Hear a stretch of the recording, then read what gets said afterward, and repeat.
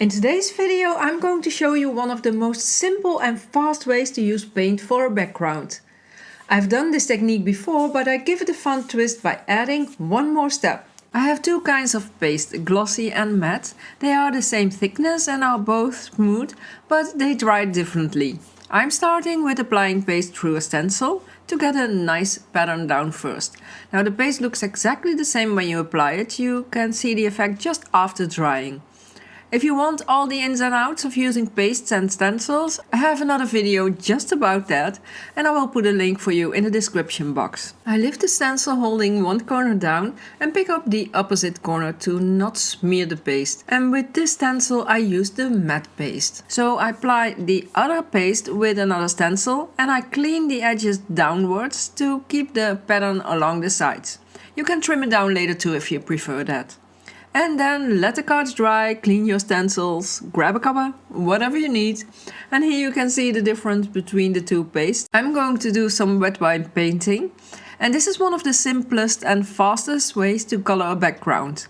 Add some paint on your work surface and then form sort of a ball with the wet wipe and pick up a bit of paint and start rubbing it on the card.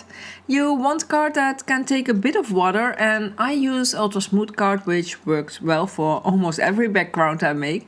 And then I add the second color, and this looks kind of weird now, but then I go over it with the previous color and then the colors blend like magic. It's super easy.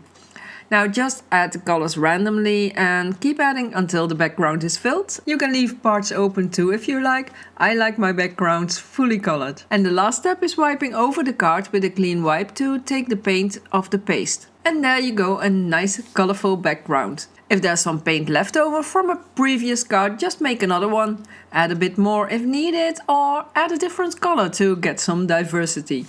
I have a few more examples with different color schemes. For the technique, it makes no difference which paste you use, because it works on both, not just adding the paint, but also wiping the paint off the paste. And you see that you can have a pile in no time. Once you have your paints down, it will only take a minute to color a card.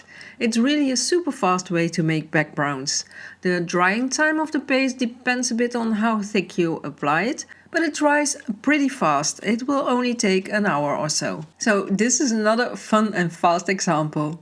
Another way to use some leftover paint is to color a card or page in your art journal, and this will make a nice base layer and you're not wasting any paint. For this technique you can use lots of different color schemes. The Dylusions paints come in pretty bold colors, but you can use other acrylic paints too.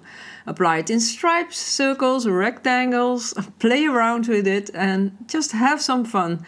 Not sure if colors will work together? Go for warm or cool color combos, because they always work. So here's another example of a simple, fun, easy and fast background. Now wait, don't throw these away. Spread them out, lay them flat and let them dry.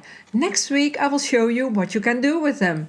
And as always, make sure to keep on crafting.